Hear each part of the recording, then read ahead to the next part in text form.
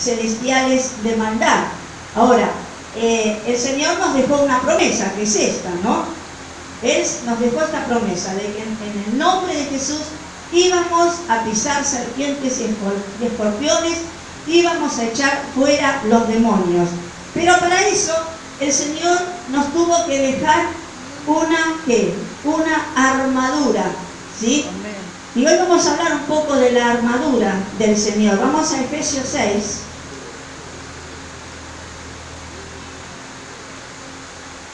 Efesios 6, verso 11. Y dice así la palabra del Señor: vestidos de toda la armadura de Dios, para que podáis estar firmes contra las acechanzas del diablo. Porque no tenemos lucha contra sangre y carne, sino contra principados, contra potestades, contra los gobernadores de las tinieblas de este siglo, contra huestes espirituales de maldad en las regiones celestes. Por tanto, tomad toda la armadura de Dios, para que podáis resistir en el día malo, y habiendo acabado todo, estar firmes. Estad pues firmes, ceñidos vuestros lomos contra la verdad, con la verdad, y vestidos con la coraza de justicia, y calzados los pies con el apresto del evangelio de la paz. Sobre todo, tomar el escudo de la fe, con que podáis apagar todos los dardos de fuego del maligno, y tomar el yelmo de la salvación y la espada del Espíritu, que es la palabra de Dios, orando en todo tiempo con toda oración y súplica en el Espíritu, y velando con toda perseverancia y súplica por todos los santos. Gloria a Dios. Hasta aquí vamos a estar leyendo. Entonces, vamos a ver que para ganarle nosotros al enemigo, sabemos que Jesús ya le ganó al enemigo, pero nosotros también tenemos que hacer algo para ganarles.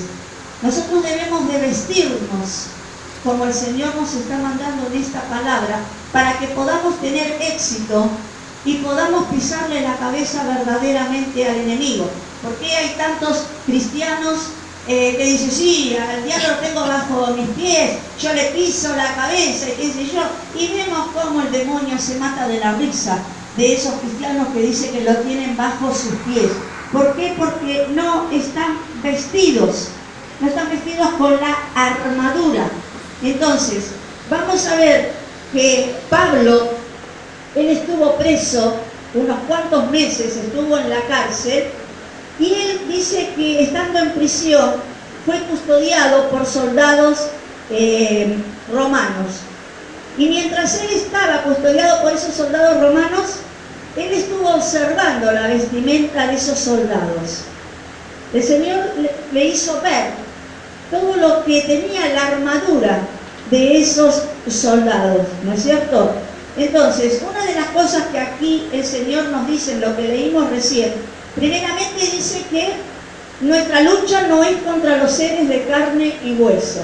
Eso lo tenemos bien claro, ¿amén? Amén. Que la lucha no la tenemos con el marido, no la tenemos con el vecino, con el hijo, no la tenemos con el vecino, con nadie, con ninguna persona, sino con los demonios que están perturbando, ¿no es cierto?, a estas personas.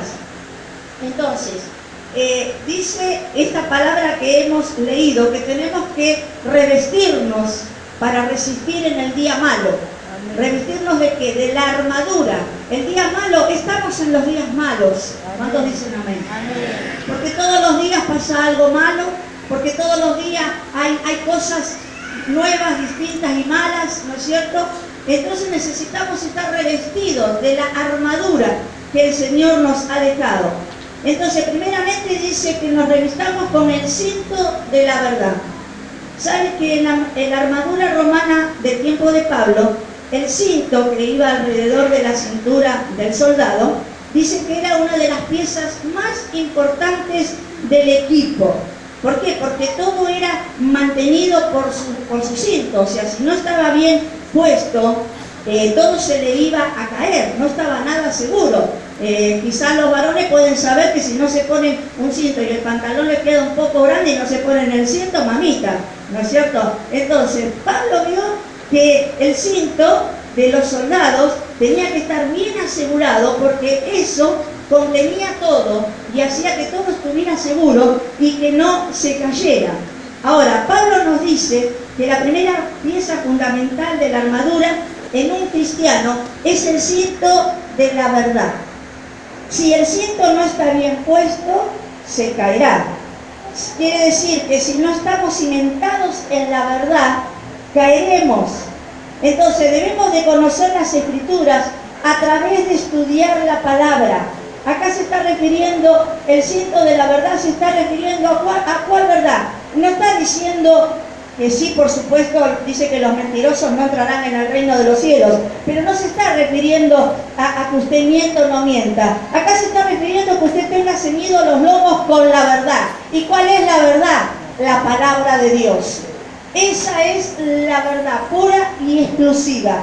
Es la palabra de Dios. Entonces necesitamos tener el cinto de la verdad. Cada uno de nosotros, escudriñar la palabra, estudiarla, saber qué es lo que dice, que realmente a qué se refiere. Por eso siempre decimos y hacemos hincapié de venir a los estudios bíblicos para saber qué es realmente lo que quiere decir la palabra.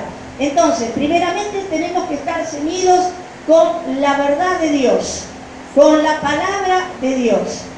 Si no sabemos la palabra, van a venir los religiosos, van a venir los de las sectas y nos van a dar vuelta.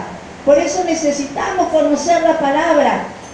Cuando una persona te diga, no, pero, qué sé yo, después de la muerte no hay nada. Póngale que viene alguien y le dice, después de la muerte no hay nada. Una vez que uno se murió, listo, te enterraron y chao. Y ya se acabó todo, se acabó toda la historia.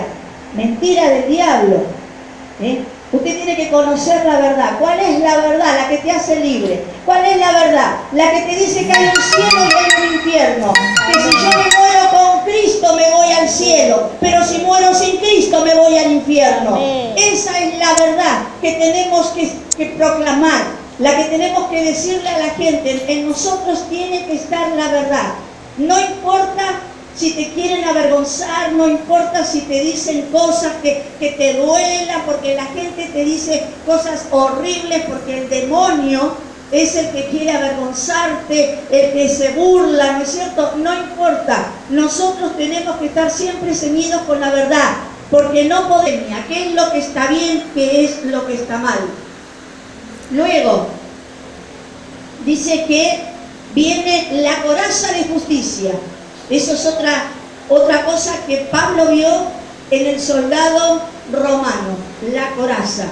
Es la segunda arma, el segundo elemento que vio en la armadura Pablo. Dice que esta estaba hecha con bronce y estaba usualmente cubierta de piel de animal. Me imagino, ¿no? Desde acá, así, con piel de animal y con bronce. Y dice que protegía el área más vital del cuerpo. ¿Cuál es el área más vital del cuerpo? El corazón. Proverbios 4:23 dice, de toda cosa guardada, guarda tu corazón, porque de él mana la vida. La coraza es la que guarda el corazón. Entonces tenemos que guardar el corazón. Esto tiene que ver con comprender la justicia de Dios. Cuando yo guardo mi corazón, esto tiene mucho que ver con la justicia de Dios. Miren, 2 de Corintios 5:21 dice, pues Dios hizo que Cristo, quien nunca pecó, fuera la ofrenda por nuestro pecado, para que nosotros pudiéramos estar en una relación correcta con Dios por medio de Cristo. Que hermoso, está en otra versión esta, ¿no es cierto? Entonces, Cristo nunca pecó, pero Él fue hecho ofrenda por nuestro pecado, ¿sí? Para que nosotros pudiéramos estar en una relación correcta con Dios. O sea, a través de Cristo, Él nos hizo amigos de Dios. Porque como siempre decimos, éramos enemigos de Dios. Y a través de Cristo, lo que hizo en la cruz del Calvario, nos hizo amigos, nos puso en amistad. Entonces, la coraza de su justicia hace referencia al hecho de que Satanás nos atacará y nos acusará constantemente. Pero nosotros debemos de confiar en la justicia de Cristo. Hay un demonio que va a estar siempre con el dedo acusador. Nos va a estar recordando a cada rato que le hemos fallado a Dios. Satanás va a venir a recordarte lo que hiciste hace 20 años o lo que hiciste hace 4 días, pero si te arrepentiste y le pediste perdón, listo, el Señor promete que ese pecado está en el fondo de la mar y ya no se acuerda más. Entonces, necesitamos tener la coraza de su justicia. Si yo tengo la coraza de justicia y sé que Dios me hizo justo, no porque yo sea buena, no porque yo me lo merezca, porque nosotros somos justos por la justicia de Dios. Porque si es por la justicia humana, dice la Biblia, que nuestra justicia es como trapo de inmundicia en la presencia de Dios. Amén. Y a veces decimos, ay sí, pero yo tengo razón, porque yo hice esto bueno, esto así. Y el Señor te dice, tu justicia es como un trapo de inmundicia. Amén. El trapo de inmundicia en la Biblia habla del trapo de la mujer menstruosa. Oh, ¡qué asco! El trapo que usaba la mujer menstruosa, trapo de inmundicia. Así es la justicia humana para Dios. Pero entonces nosotros no somos justos. Claro, nosotros somos justos, pero por la justicia de Dios, no porque nosotros lo merezcamos, no porque hayamos hecho nada bueno.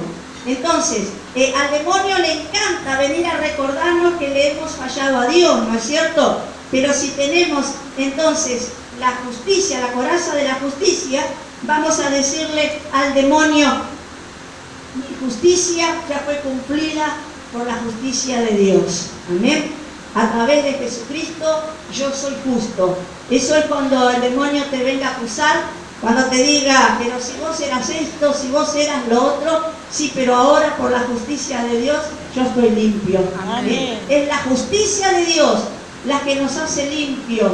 No son nuestras buenas obras, no es lo bueno que yo haga, sino la justicia de Dios. Qué tremendo, hermano.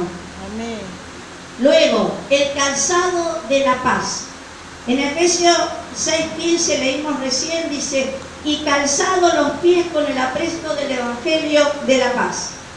Cualquiera que haya peleado algún tipo de combate mano a mano, ¿no es cierto?, sabe que el calzado es muy importante. Dice que Mohamed Ali, ¿cuántos se acuerdan de este? Mohamed Ali era un boxeador. Somos pocos los que nos acordamos, pero es uno de los boxeadores más grandes que tuvo, fue mundialmente famoso, ¿no es cierto? Un hombre muy grande, un tremendo boxeador, ¿no es cierto? Fue uno de los más grandes de todos los tiempos. Y él tenía un dicho, ese dicho se hizo muy famoso, ¿no? Y él decía, floto como una mariposa. Cuando él estaba en el ring peleando, decía que a pesar de lo grandote, ¿no es cierto?, era una locomotora de grande, pero él decía, floto como una mariposa. Él estaba haciendo referencia a sus pies, Y vieron que cuando hay un boxeo, hay una pelea de boxeo, están así, y levantan y parecen que están bailando ballet, ¿vio? De cómo mueven los pies. Porque dice que si ellos no mueven bien los pies, si no están bien parados, en cuando el otro boxeador le da una trompada, cae al piso y pierde. Entonces es muy importante el calzado del boxeador, ¿no es cierto? Entonces, dice que al pelear con espadas, gloria a Dios, al pelear con espadas, como lo hacían en el tiempo de las legiones romanas, perder la postura de pies significaba la muerte. Si ellos no estaban bien parados, los otros soldados, los enemigos, los mataban si no estaban bien parados. Por eso el calzado era muy importante. Por eso dijo Pablo, calzados los pies con el apresto del Evangelio de la paz. Al pelear un combate cara a cara, sus pies tenían que plantarse sólidamente. Tenían que estar bien plantados. Entonces, ¿qué tiene que ver esto con la vida cristiana, no es cierto? Quiere decir que necesitamos un calzado sólido. Si vamos a ir por el camino de la fe y resistir a Satanás, debemos de tener entonces los pies cubiertos con el apresto del Evangelio de la paz. Amén. Si no aprendemos a depender de las promesas, de paz de Dios, entonces no tendremos un calzado seguro, hermano, para poder alzarnos contra los golpes de Satanás. Si no estamos bien calzados, los golpes de Satanás nos van a agarrar, nos van a noquear, vamos a caer al piso, ¿sí? Entonces, Él nos va a desequilibrar, ¿sí? Y hará que caigamos a tierra. Si no estamos bien parados con la paz de Dios, acá se está refiriendo a la paz de Dios, porque el demonio usa la preocupación, usa la ansiedad, usa el temor para sacarnos el equilibrio, para sacarnos el equilibrio. Cuando Pablo dice que nuestros pies deben de estar cubiertos con el Evangelio de la paz, está diciendo combatir la preocupación y el temor con las promesas de Dios. Cuando viene el demonio a sacarme la paz por cosas que me pasan, por las cosas que todos los días el diablo está haciendo en nuestras vidas, nosotros debemos de tener la paz de Dios para seguir adelante. Por ejemplo, ¿sientes temor? Bueno, la Biblia dice 365 veces, no tengas temor, no temas. Un día, no sientas temor por cada día del año. 365 veces. Entonces, cuando el demonio pone miedo, pone temor, que me va a pasar esto, que me va a pasar lo otro, tengo miedo por mis hijos, por mi marido, que me van a echar del trabajo, que tantas cosas, ¿no es cierto? Entonces tenemos que recordar estas promesas que el Señor dice: no temas, no desmayes, yo estoy contigo todos los días de tu vida, no te dejaré ni te desampararé. Amén. Necesitamos tener el apresto del Evangelio en nuestro calzado. Tenemos que tener la paz de Dios. Claro que es difícil cuando tenemos problemas, pero necesitamos nosotros decirle al demonio, ¿no es cierto?, que Cristo es nuestra paz. Amén. Si estás preocupado por las deudas, por las presiones del trabajo, por el matrimonio, por los hijos, Filipenses 4:6 dice: por nada estéis afanosos, si no sean conocidas vuestras peticiones delante de Dios en toda oración y ruego con acción de gracias. Por nada estéis afanosos. El afán es un pecado delante de Dios. Cuando estamos afanosos por una cosa, por otra, porque quiero esto y no lo tengo, dicen que es pecado delante de Dios, porque le estamos diciendo a Dios: no confío en vos, me va a salir todo mal, esto no sale bien, no confío en vos. Entonces yo tengo que apurarme, tengo que hacerlo yo, tengo que ir yo, tengo que ver a esta persona yo, tengo que hacerlo todo yo, porque estoy afanado por algo y literalmente le digo a Dios que Él no me sirve. Por eso necesitamos tener la paz de Dios para que por más problemas que tengamos, por más preocupaciones que tengamos, decirle: Señor, tu palabra dice que no esté afanoso por nada. Amén. Por nada. No por las cosas fáciles solamente, sino por las cosas muy difíciles. El Señor no quiere que nos afanemos por nada. Muchos dirán: pero mañana no sé si voy a tener que comer, no sé si voy a tener en la heladera, en la alacena, si voy a tener mercadería. El Señor dice: no estés afanoso por nada, porque Él sabe. Hoy nuestra hermana decía: Jehová es mi pastor y nada me faltará. El Señor es nuestro pastor y nada nos va a faltar. Tenemos que creerlo, no tenemos que repetirlo como loro, sino tenemos que creer a la palabra de Dios que nada nos va a faltar. ¿Cuántos dicen amén? Amén. Muy bien. Luego vio Pablo en ese soldado el escudo de la fe. Esta pieza de la armadura es el escudo de la fe, ¿no? Efesios 6:16 dice: sobre todo tomar el escudo de la fe, con que podáis apagar todos los dardos de fuego del maligno. ¿Sabe que el escudo del soldado romano medía aproximadamente 60 centímetros de ancho y 1,20 metros de alto? Y lo usaba para detener los golpes del enemigo que también se escondía detrás de él cuando venían lluvias de flechas. Era una cosa así, más o menos se lo ponían así. Vieron que a veces lo podemos ver en los policías, vieron cuando tiran una piedrita y se ponen el escudo. Bueno, así hacían en esa época, y venían los dardos de fuego que tiraban los enemigos, y entonces ellos con eso hacían, bueno, que no tocara los cuerpos, ¿no es cierto?, sino que tocara el escudo, porque dice que los soldados romanos se arrodillaban en la tierra y erigían un muro de escudos a su alrededor para bloquear los misiles flameantes. Todos se arrodillaban y se ponían alrededor todo ese escudo, y entonces los misiles de esa época de fuego, porque era con fuego donde lo mandaban, no los tocaba a ninguno de ellos.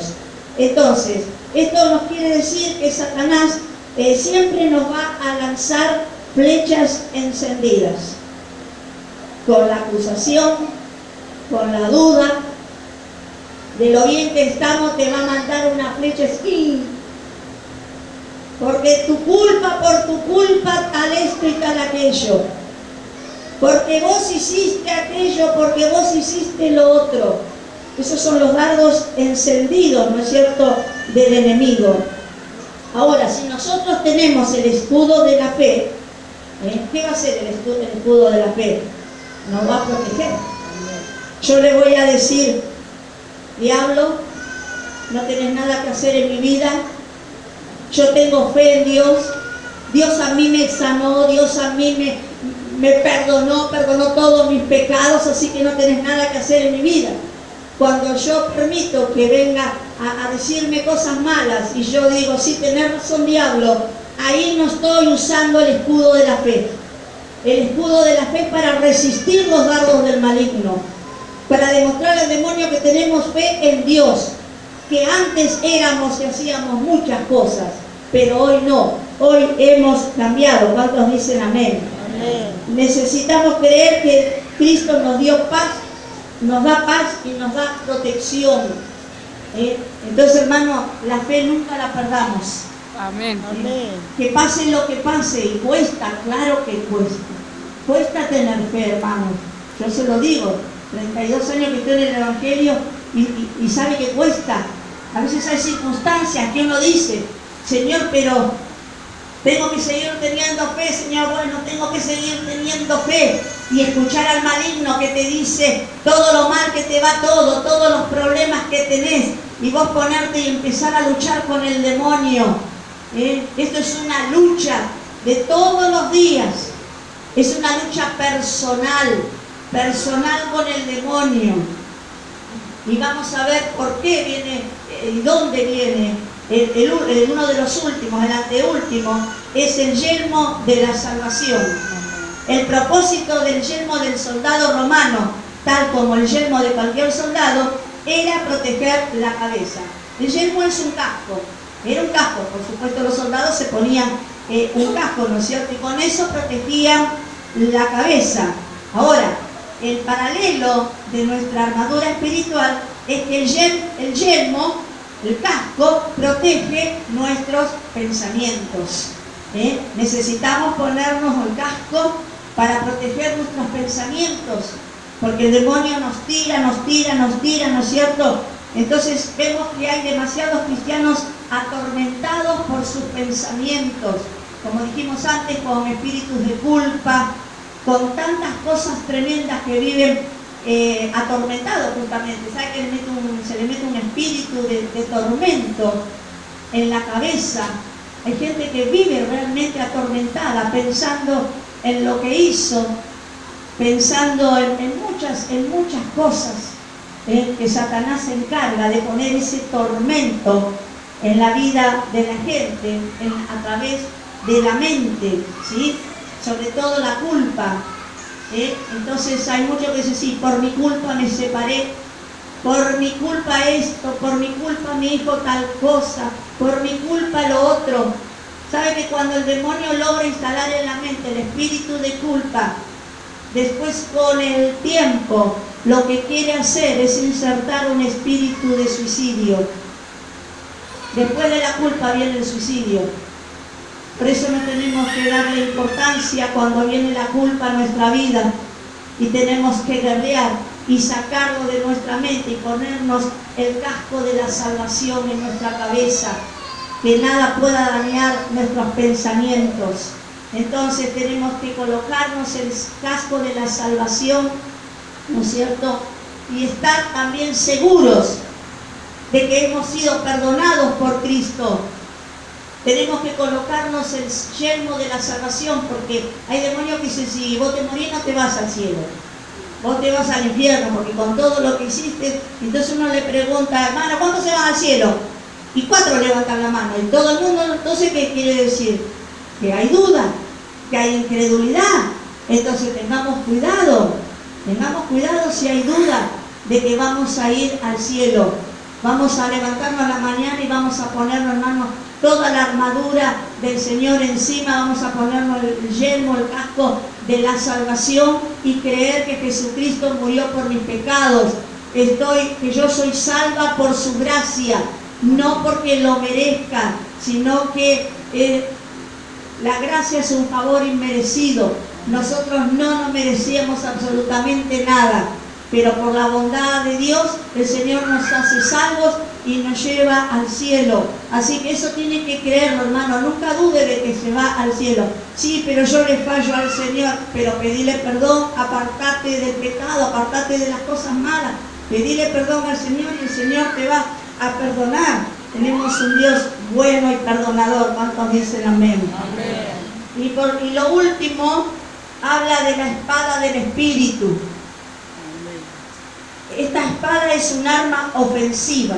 En tiempos bíblicos, una espada romana tenía una cuchilla de 61 centímetros y tenía filo en ambos bordes y era puntiaguda, así que era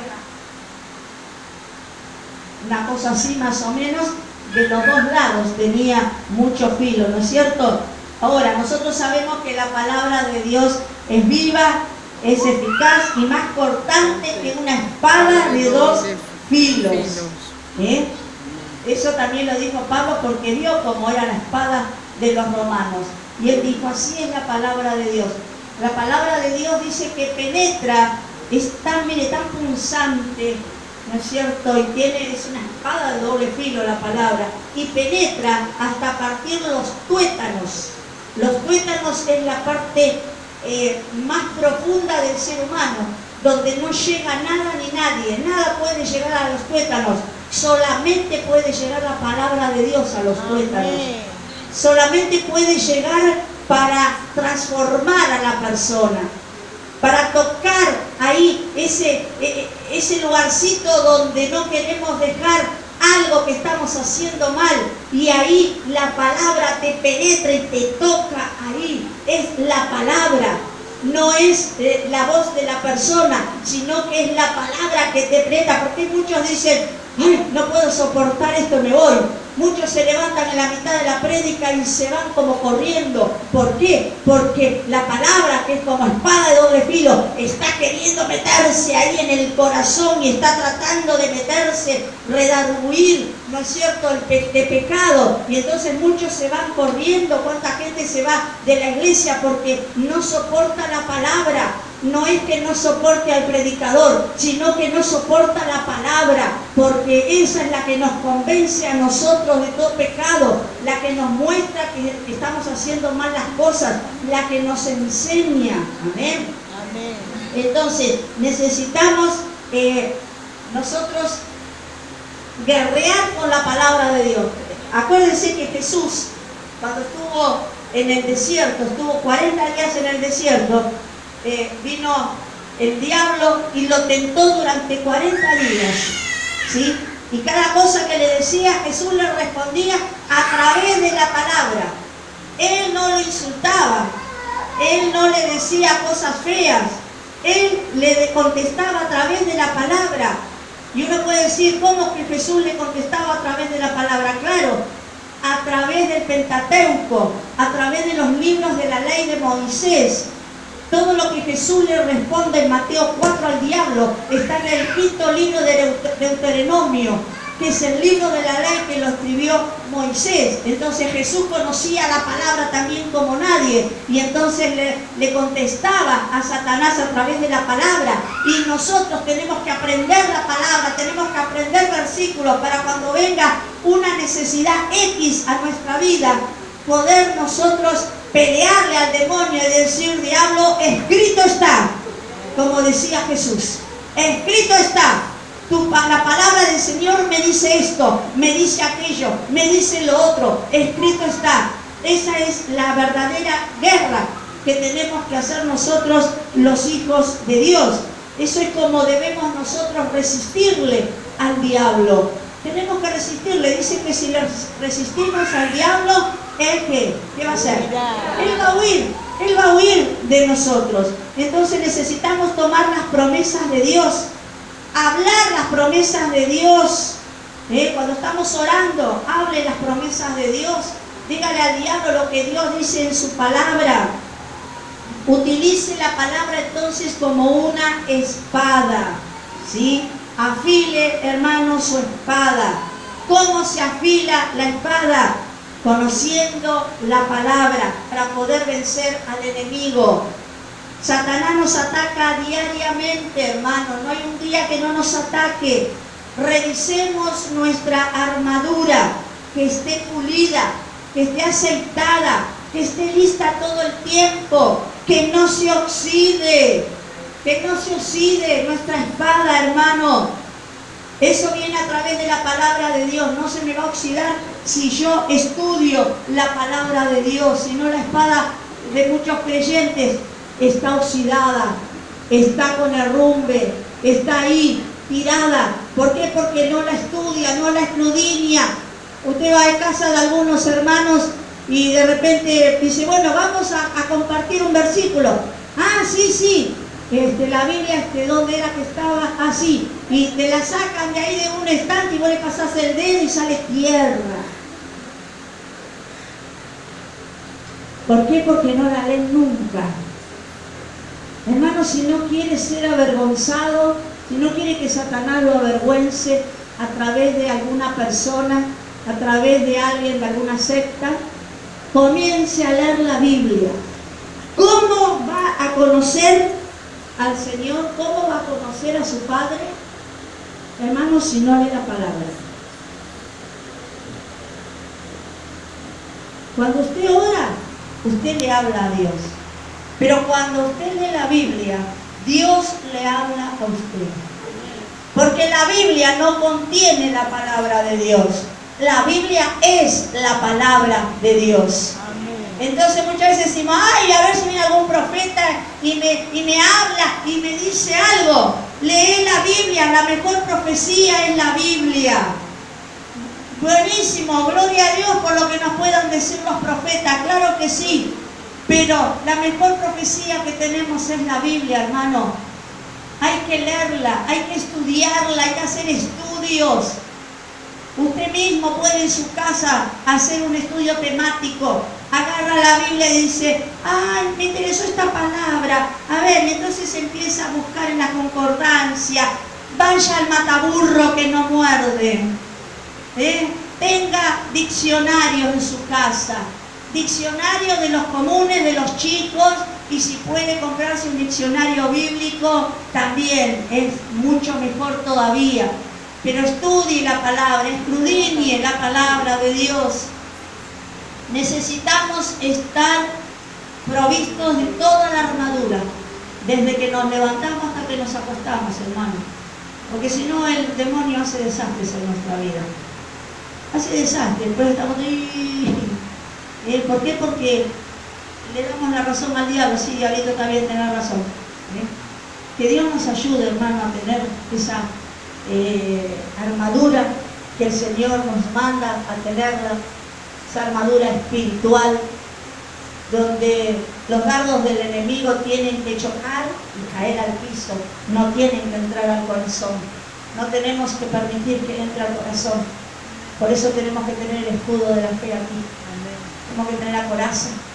Que cuando venga el dardo encendido, choque y caiga al piso y no le demos lugar a que entre en el corazón. Y ahí viene a lastimarnos, viene a desanimarnos, viene a mentirnos, a decirnos tantas y tantas mentiras. Porque hay tantos hermanos en todos lados derrotados, porque le creen a la mentira de Satanás, porque no se ponen la armadura que Dios le manda a poner. Entonces le creen cualquier verdura al diablo, le creen cualquier cosa. ¿Sabe la cantidad de gente que yo veo así? Que le están creyendo cualquier cosa al enemigo. ¿Por qué? Porque no tienen la armadura. Porque lo creen, sí, bueno. Y se lo creyeron, se lo tragaron. No, hermano. No, hermano. Tiene que estar apercibido el pueblo de Dios.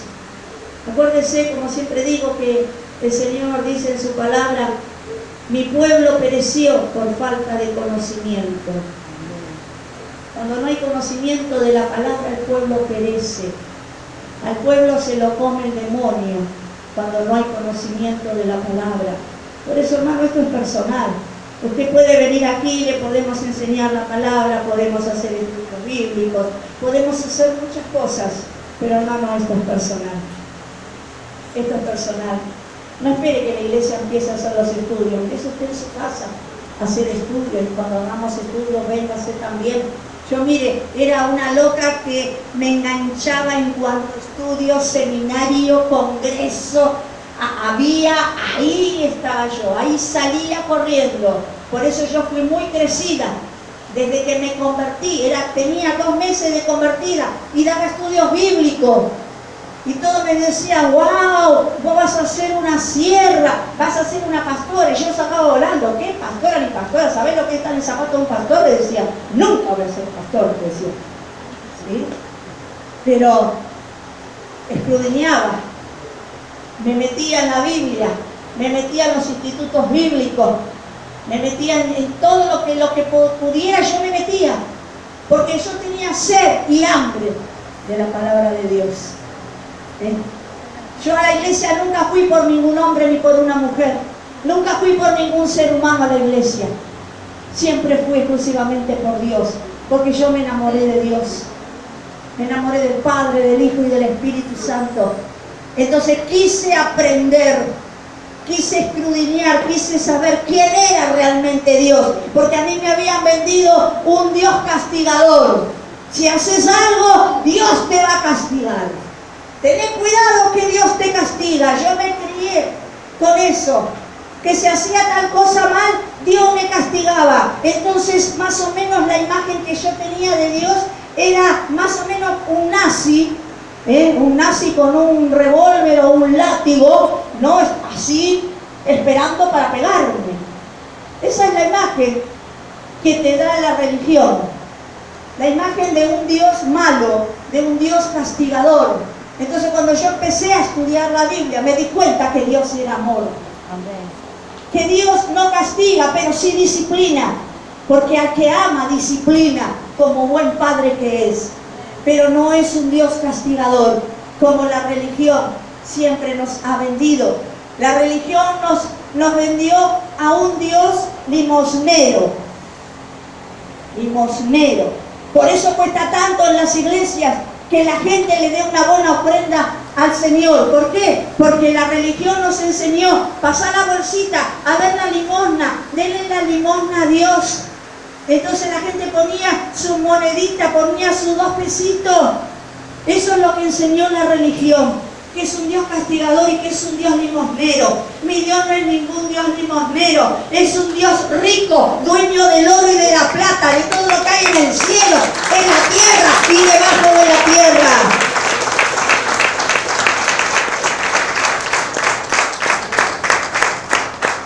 Ese es nuestro Dios, hermanos. Pero si usted no estudia, no escudriña, se lo fuman el pito, mire lo que le digo.